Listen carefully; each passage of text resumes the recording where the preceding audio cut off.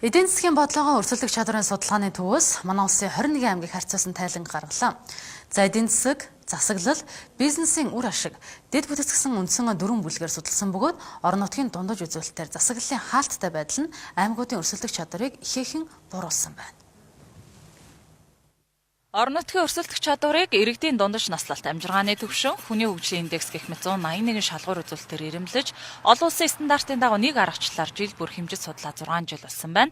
За өнгөрсөн нэг жилийн хугацаанд өрсөлдөх чадварын ерөнхий оноогоор Дорнод аймаг 6 оноо, Өвөр хангай аймаг 1 оноогоор, Говьсөнбөр аймаг 1 оноогоор тус ахиулсан бол Сүхбаатар аймаг 15 оноогоор, Ховд аймаг 13, Өмнөговь 10 оноогоор тус өрсөлдөх чадвар буурсан байна. Дорнод аймгийн өрсөлдөх чадварын оноо энэ жил хамгийн ихээр нэмэгдэхэд холбооны салбарын орлого түгээлтийн сүлжээ, эдийн засгийн өсөлт, чанаргүй зээлийн тоо буурсан, зээл авах боломж нэмэгдсэн зэрэг хүчин зүйлс нөлөөлсөн байна. Харин Сүхбаатар аймгийн өрсөлдөх чадварын оноо хамгийн ихээр буурсан бөгөөд барилгын ажил буурсан нь гол нөлөөлсөн байна.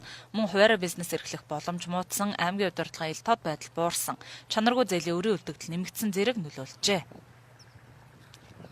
Хамгийн сайн дээд оноог авсан аймаг бол Орхон аймаг байгаа. Тэгээд энэ бол нийтдээ бол 13.6% өссөн байгаа. Хамгийн сайн өсөлттэй. Гэтэл бол Өмнөговь аймаг бол тэг 7% бол буурсан байх жишээтэй. 6 аймгийн хувьд багцлж хэлж байгаа 6 аймгийн хувьд гэх юм бол оноо хамгийн ихээр өөрчлөгдөж хэлбэлцсэн байгаа. Бусад аймагт бол үйлдвэрлэл хөгжсөн учраас Орхон аймаг өрсөлдөх чадвараараа тэргүүлсэн байна. Гэхдээ Орхон аймгийн хувьд дотоодын нийт бүтээгдэхүүний дөнгөж 4% үйлдвэрлэж байгаа бол Өмнөговь аймаг 1.2% гэхээр дотоодын нийт бүтээгдэхүүн нийслэл төвлөрснийг бодлохоор зохицуулах шаардлагатай байгаа юм байна. Өмнөх судалгаагаар Хөвсгөл аймаг дундаж наслалтаараа хамгийн багад орсон байна.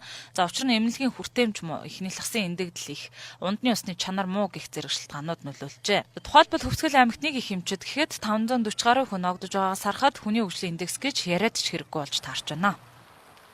Бүсээр наваад үзвэл бас сонин үзүүлэлтүүд гардаг. За зүүн бүсийн аймагуд бол нэлээд жоохон буурсан үзүүлэлтүүд байгаа.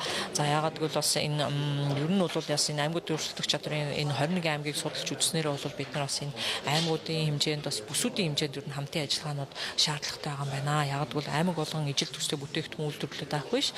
Нэг нэгнийгаа нөхсөн тиймэрхүү бодлогод хэрэгжүүлэх шаардлагатай.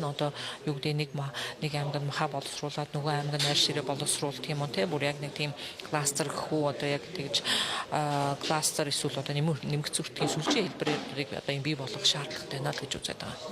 Иргэдийн өгсөн санал асуулгад төр засгаас явуулж байгаа бодлого шийдвэр орон нутагт хаалттай, тендер хаалттай, нутгийн иргэдийг оролцуулдаггүй, дэд бүтэц хөгжөөгүй, орон нутгийн бараа бүтээгдэхүүнийг худалдан авалт хийгээч гэх саналуудыг хэлж байжээ. Мөн аймаг бүр ижил төстэй бүтээгдэхүүн үйлдвэрлэх биш, нэгнээ нөхсөн үйлдвэрлэл хийх хэрэгтэй нь бас харагдсан байна.